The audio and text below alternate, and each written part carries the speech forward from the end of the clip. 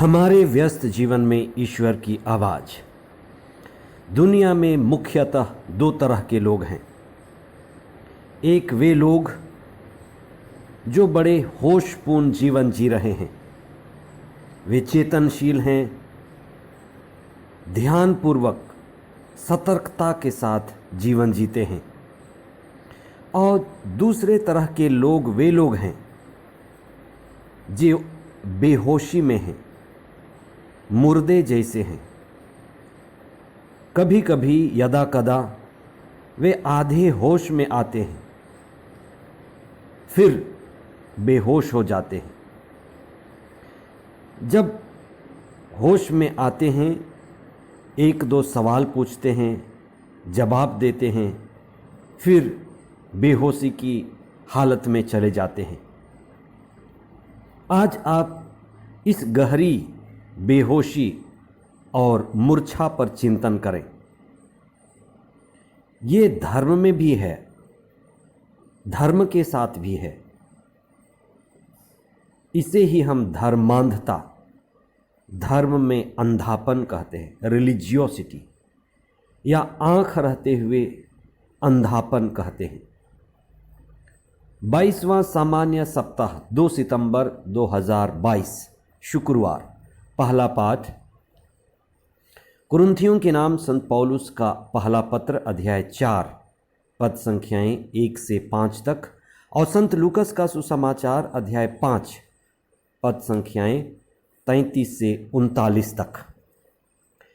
आज का सुसमाचार बड़े ही रोचक विषय पर आधारित है।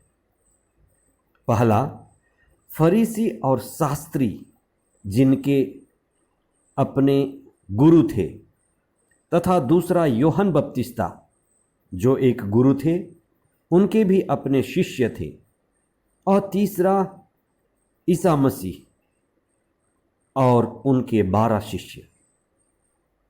फरीसी, शास्त्री और यूहन्ना के शिष्य लगातार उपवास करते थे। उपवास करना उनकी पहचान और धार्मिकता का हिस्सा बना हुआ था। ठीक इसके विपरीत ईसा के शिष्य उपवास नहीं करते थे। वे खाते पीते थे, उदास और गंभीर नहीं दिखते थे। ईसा के शिष्य आनंदित जीवन बिता रहे थे।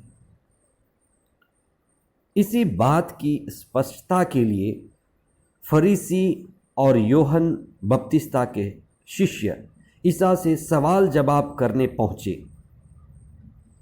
वे स्पष्टता चाहते थे। ईसा ने अपने शिष्यों के उपवास ना करने का सीधा जवाब नहीं दिया। ईसा ने उन्हें दृष्टांतों और प्रतीकों के द्वारा उन्हें उपवास का असली अर्थ समझाया, और ये भी बताया कि वे क्यों उपवास नहीं कर रहे हैं और वे कब उपवास शुरू करेंगे। ईसा से पूछा गया था कि आपके शिष्य उपवास क्यों नहीं करते थे? उपवास ना करने का कारण क्या है? उपवास का शाब्दिक अर्थ है निकट बैठना या निकट होना, ईश्वर के निकट बैठना या ईश्वर के निकट होना। नबियों की वाणी और संहिता के आदेश यही थे कि ईश्वर अपने पुत्र को संसार की मुक्ति के लिए मुक्तिदाता बनाकर भेजेंगे। ईश्वर ही मनुष्य बनकर आएंगे।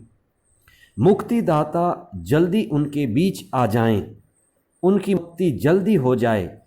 इसी उद्देश्य के पूर्ति के लिए नबियों ने उपवास की घोषणा की थी। यदि यहूदियों की प्रार्थना सच्ची होती, उनका उपवास उद्देश्य के साथ होता और उनके उपवास में पवित्र आत्मा होता, तो उन्हें पता चल जाता कि जो आने वाले थे मुक्तिदाता मसीहा, वह उनके बीच आ चुके हैं। वे उपवास छोड़कर खुशी मनाते और यह जान जाते कि उनके उपवास का उद्देश्य पूरा हो गया है। फरीसियों, शास्त्रियों और यूहन्ना के शिष्य बिना चेतना के, बिना आत्मा के, बिना होश के उपवास किए चले जा रहे थे। यही धर्मांधता है, ढोंग है, बाहरी है, मात्र दिखावा है। सच्चाई उनके बीच थी, सत्य ईसा प्रभु उनके बीच खड़े थे, लेकिन वे उनको नहीं पहचान पाए, वे उन्हें मुक्तिदाता नहीं स्वीकार कर पाए। ईसा के आने के समय को नबी ईसायास ने अपनी किताब के अध्याय 61 और 62 में विवाहोत्सव कहा है कि जब मुक्तिदाता आएंगे तो विवाह का सा माहौल होगा। ईसा के शिष्य उसी विवाह के माहौल में थे। ईसा का दृष्टांत नई और पुरानी अंगूरी, नई और पुरानी मस्कों का दृष्टांत, ईसा की शिक्षा और उनके शिष्य और अनुयायियों का प्रतीक है। ईसा की शिक्षा क्रांतिकारी है, आत्मापूर्ण है, नई है, अधिकार के साथ है। वे जो कहते थे करते थे।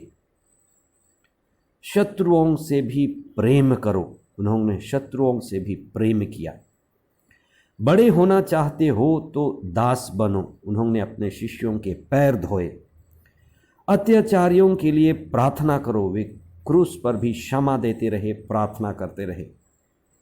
70 गुना 7 बार क्षमा करो, ये उनकी शिक्षा थी। यही नई अंगूरी है, यही ईसा की नई शिक्षा है। जैसे मैंने तुम्हें प्यार किया, तुम भी एक दूसरे को प्यार करो।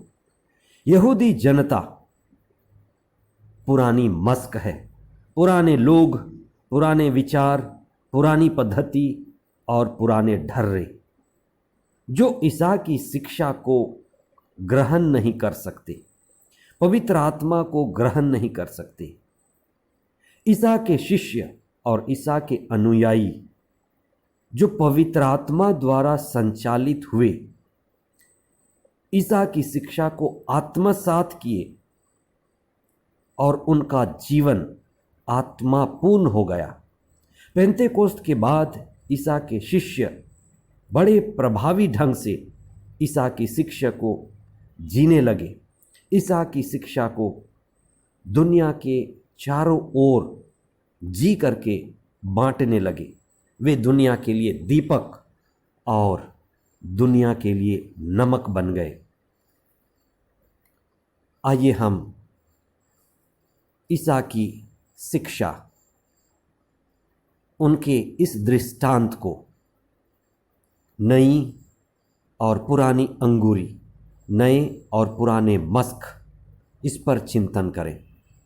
ईसा का यह कहना कि कोई पुराने कपड़े पर नए पैबंद नहीं लगाता, नहीं तो पुराना कपड़ा सिकुड़कर, नए कपड़े जो सिकुड़कर पुराने कपड़े को फाड़ देंगे।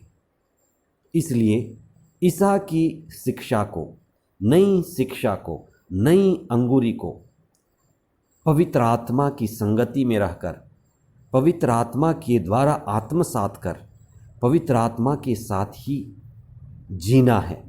इसलिए मसीही जीवन आध्यात्मिक जीवन है, आत्मा का जीवन है, आत्मापूर्ण जीवन है।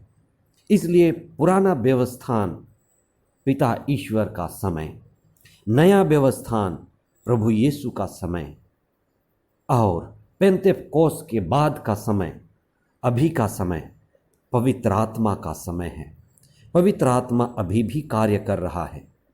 इसलिए आइए हम चिंतन करें, होशपूर्वक, चेतनापूर्वक प्रभु की दिव्य वाणी को पढ़ें, शास्त्रों को ध्यानपूर्वक पढ़ें, शास्त्रों के साथ समय बिताएं, पवित्र आत्मा के साथ होकर शास्त्रों की गहराई, शास्त्रों की प्रज्ञा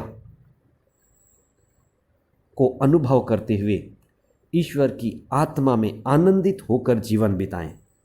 हम आनंदित होने के लिए प्रभु की शिक्षा को आत्मा में ग्रहण कर जीवन बिताने के लिए बनाए गए हैं, बुलाए गए हैं। आप प्रभु की संगति में रहें, आत्मा में रहें, आनंदित रहें। आमीन।